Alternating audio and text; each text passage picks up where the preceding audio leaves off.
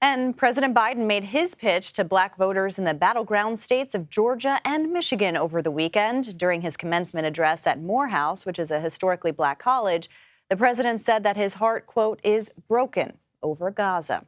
Aaron Navarro joins us now from Detroit covering the Biden campaign there. Aaron, good to see you. So a lot of campaign activity for Biden over the weekend as well. How did he approach reaching out to this key voting bloc? We know it's essential. We know he's not, he's potentially losing some support. Hi, Kaylin. Good to be with you. That's right. These were two big speeches and two big battlegrounds in front of two large, predominantly black audiences where Biden made overtures. Let's start with Morehouse College, where he gave the commencement on Sunday morning. He started with scripture, kind of invoking the creation of Morehouse to start. Then went into the topic of democracy. He often returned to this phrase, what is democracy if? And he would say, what is democracy if black people are killed on the street, if promises made to the black community are not fulfilled? Again, making those overtures specific to this Morehouse crowd. And then last night, I was here in Detroit for the NAACP dinner that Biden spoke at, where he really leaned into some contrast between himself and former President Trump.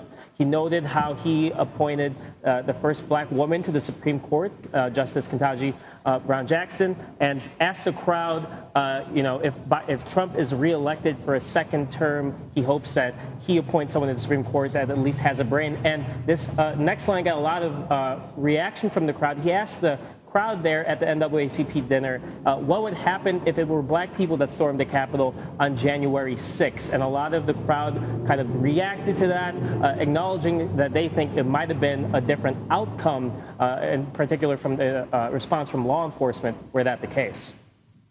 Yeah, Aaron, it's interesting because this visit to Morehouse, for example, was a way to, highlight a key constituency in a key battleground state. But as is the case in pretty much everything that the president wants to do, he's facing protests over the Israel-Hamas war. Now, it wasn't as, explosive as some may have thought in terms of the protests going in. But talking to black voters, as you have over the weekend, how are they assessing the administration's handling of this? Well, it's definitely on their mind. And, leading up to the commencement at Morehouse, we would see in college graduation ceremony after ceremony, protesters either interrupting or disrupting the program. So that was the question hanging over Biden's commencement address in Morehouse. Would the same happen there? And as you know, that it wasn't as big of a protest. It was more of a quiet way to do things, people turning their chairs, facing their backs towards Biden. But this issue of Gaza and Israel still was prevalent on a lot of the voters' minds I talked to in both Georgia and Michigan. Take a listen to one voter I talked to. Biden has done some good things, but right now he's pissing a lot of people off right now with what's going on with the genocide in Palestine. I kind of feel the same way. I don't think we should be killing people. Right. So from talking to other voters in Detroit, they believe that the issue of Gaza is important for voters to keep in mind when they head to the booths in November, but they did not think it's a make or break issue for black voters.